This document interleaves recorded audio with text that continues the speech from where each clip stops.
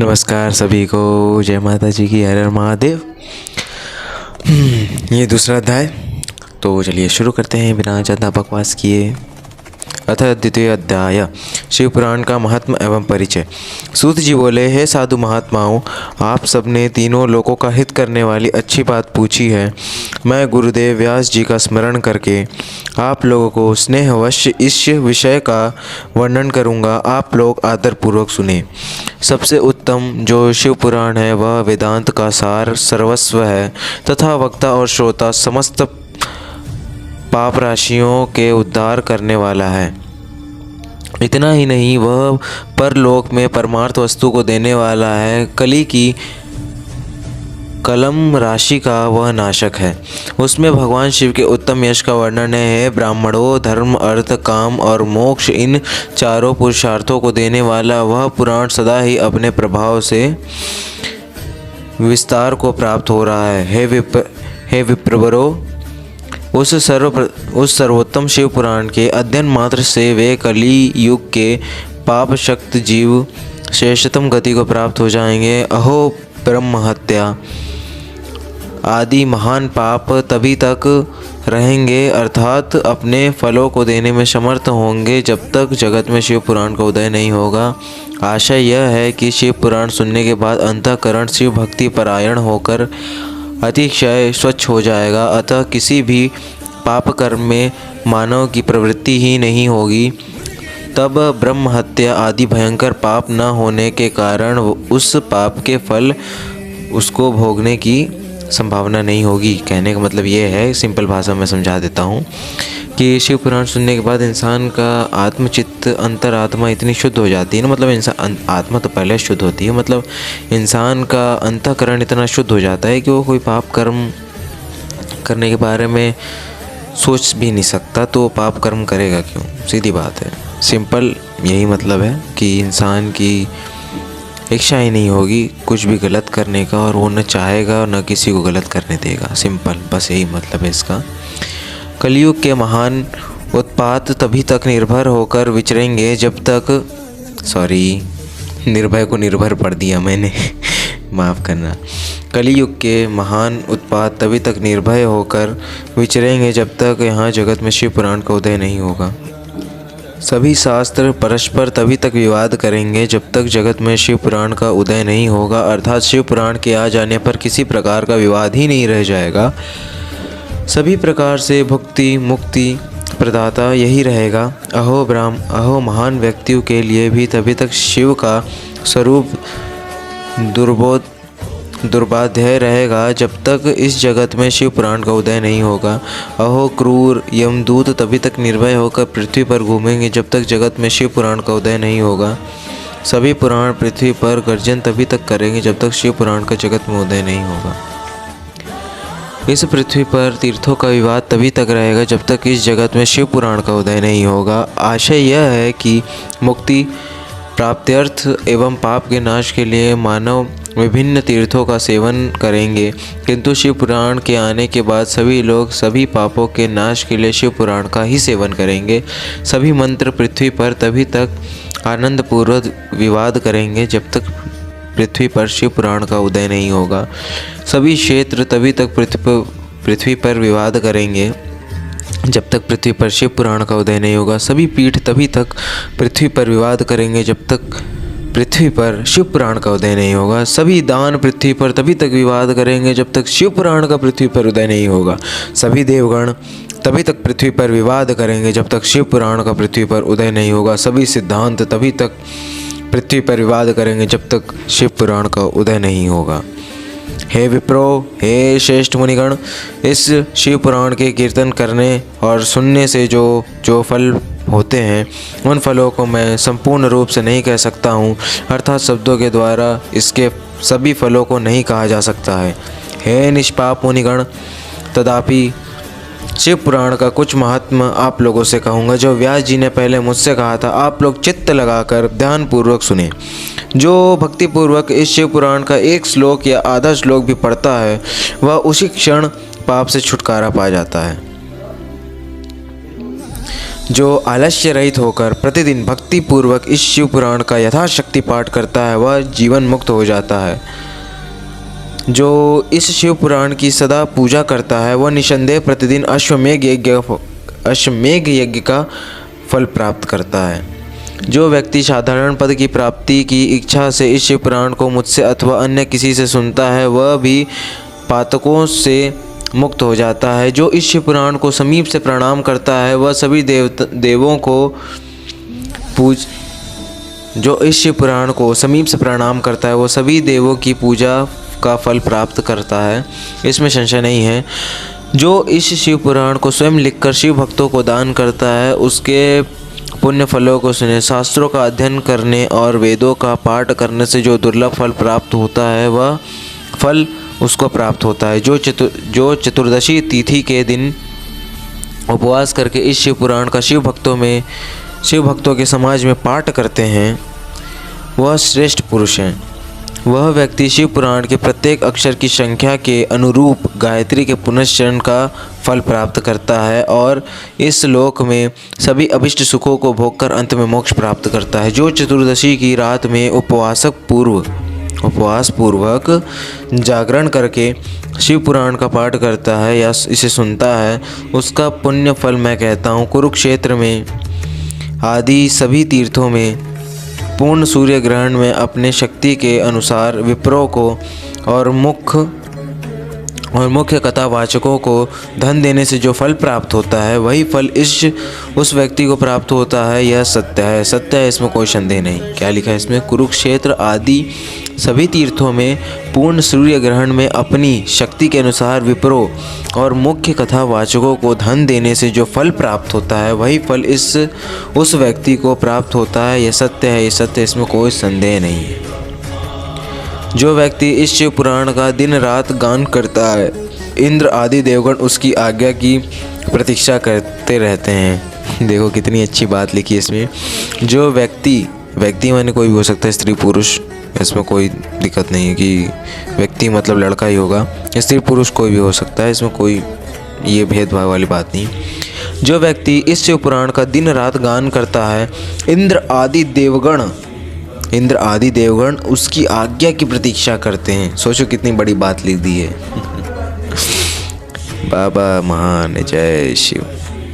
आगे पढ़ता हूँ। इस शिव पुराण का पाठ करने वाला और सुनने वाला व्यक्ति जो श्रेष्ठ कर्म करता है वह कोटि गुना हो जाता है, अर्थात कोटि गुना फल देता है, करोड़ों गुना फल देता है। जो भली भांति ध्यान पूर्वक उसमें भी श्री रुद्र संहिता का पाठ करता है वह यदि ब्रह्मघाती भी हो तो 3 दिनों में पवित्र आत्मा हो जाता है। जो भैरव की मूर्ति के पास मौन धारण करके श्री रुद्र संहिता का प्रतिदिन 3 बार पाठ करता है वह सभी कामनाओं को प्राप्त कर लेता है। जो व्यक्ति वट और बिल्व वृक्ष की प्रदक्षिणा करते हुए रुद्र संहिता का पाठ करता है वह ब्रह्म हत्या के दोष से भी छुटकारा पा जाता है। प्रणव के अर्थ को प्रकाशित करने वाली ब्रह्म रूपिणी साक्षात कैलाश संहिता रुद्र संहिता भी श्रेष्ठ कही गई है। प्रणव के अर्थ को प्रकाशित करने वाली ब्रह्म रूपिणी साक्षात कैलाश संहिता रुद्र संहिता से भी श्रेष्ठ कही गई है। हे द्विजो, कैलाश संहिता संपूर्ण महात्म्य तो शंकर जी ही जानते हैं, उससे आधा महात्म्य व्यास जी जानते हैं और उसका भी आधा मैं जानता हूँ। उसके संपूर्ण महात्म्य का वर्णन तो मैं भी नहीं कर सकता, कुछ ही अंश कहूँगा जिसको जानकर उसी क्षण चित्त की शुद्धि प्राप्त हो जाएगी। हे द्विजो, लोक में ढूंढने पर भी मैंने ऐसे किसी पाप को नहीं देखा जिसे वह रुद्र संहिता नष्ट न कर सके। उपनिषद रूपी सागर का मंथन करके शिव ने आनंद पूर्वक इस रुद्र संहिता रूपी अमृत को उत्पन्न किया और कुमार कार्तिकेय को समर्पित किया, जिसे पीकर मानव अमर हो जाता है। ब्रह्म हत्या आदि पापों को निष्कृत करने के लिए तत्पर मनुष्य महीने भर रुद्र संहिता का पाठ करके उन पापों से मुक्त हो जाता है।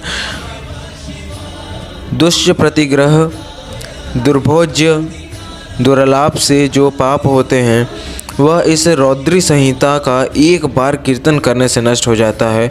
जो व्यक्ति शिवालय अथवा बेल के वन में इस संहिता का पाठ करता है वह उससे जो फल प्राप्त करता है उसका वर्णन वाणी से नहीं किया जा सकता। जो व्यक्ति श्रद्धापूर्वक इस संहिता का पाठ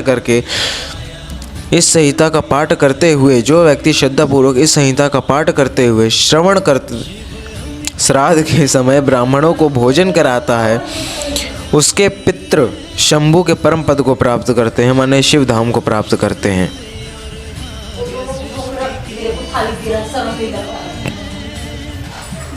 ये लोग फिर आ गए हल्ला करने। यार इन लोग का मैं क्या करूं, क्षमा कीजिएगा, मैं फिर भी रुकूंगा नहीं, मैं लगातार पढ़ूंगा, थोड़ी तेज जोर से पढ़ता हूं। चतुर्दशी के दिन निराहार रहकर जो बेल के वृक्ष के नीचे इस संहिता का पाठ करता है वह साक्षात शिव होकर सभी देवों से पूजित हो जाता है।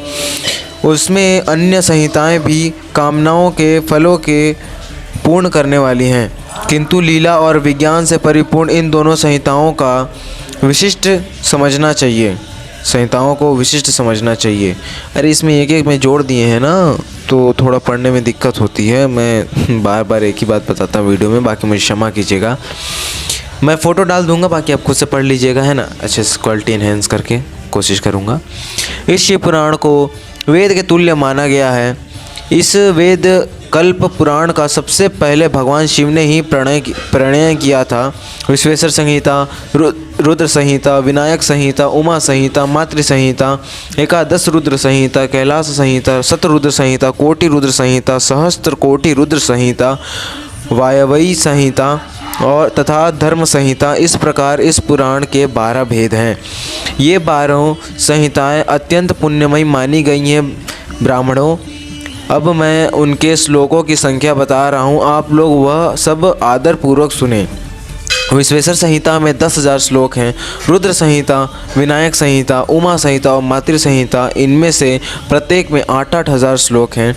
हे ब्राह्मणों, एकादश रुद्र संहिता में 13,000, कैलाश संहिता में 6,000, शतरुद्र संहिता में 3,000, कोटि रुद्र संहिता में 9,000, सहस्त्र कोटि रुद्र संहिता में 11,000, वायवीय संहिता में 4,000 तथा धर्म संहिता में 12,000 श्लोक हैं। इस प्रकार संख्या के अनुसार मूल शिव पुराण की श्लोक संख्या 1,00,000 है, परंतु व्यास जी ने इसे 24,000 श्लोकों में संक्षिप्त कर दिया है। पुराणों की क्रम संख्या के विचार से इस शिव पुराण का स्थान चौथा है। इसमें 7 संहिताएं हैं। पूर्व काल में भगवान शिव ने श्लोक संख्या की दृष्टि से 100 करोड़ श्लोकों का एक ही पुण्य ग्रंथ बनाया था। सृष्टि के आदि में निर्मित हुआ वह पुराण साहित्य अत्यंत विस्तृत था। तत्पश्चात द्वापर आदि युगों में द्वैपायन, व्यास आदि महर्षियों ने जब पुराण का 18 भागों में विभाजन कर दिया, उस समय संपूर्ण पुराणों का संक्षिप्त स्वरूप केवल 4,00,000 श्लोकों का रह गया। अगर आप यहाँ से ध्यान से सुनेंगे तो हमारा जो सनातन धर्म है ना, उसमें भी 18 पुराणी हैं। कहने का मतलब यह है कि सारे पुराणों की रचना करना बाबा भोलेनाथ ही अपने। तो आप समझ सकते हैं कि जिनको ये समर्पित है ग्रंथ, वो कितना कल्याण करेंगे। खैर, मैं क्या बोलूँ, आप सभी तो समझदार हैं, इसीलिए इतना देर तक रुके हैं। अब मैं आगे पढ़ता हूँ। बाकी कमेंट कर दिया कीजिए, मैं रिप्लाई करने की पूरी कोशिश करूँगा। पूरी कोशिश क्या करूँगा, रिप्लाई कर ही दूँगा मैं। लाइक अलग फ्री में। जय माता जी की। हाँ, आगे पढ़ रहा था मैं। परंतु व्यास जी ने उसे 24,000 श्लोकों में संक्षिप्त कर दिया। पुराणों की क्रम संख्या के विचार से इस शिवपुराण का स्थान चौथा है। इसमें 7 संहिताएं हैं। पूर्व काल में भगवान शिव ने श्लोक संख्या की दृष्टि से 100 करोड़ श्लोकों का एक ही पुण्य ग्रंथ बनाया था, पुराण ग्रंथ बनाया था।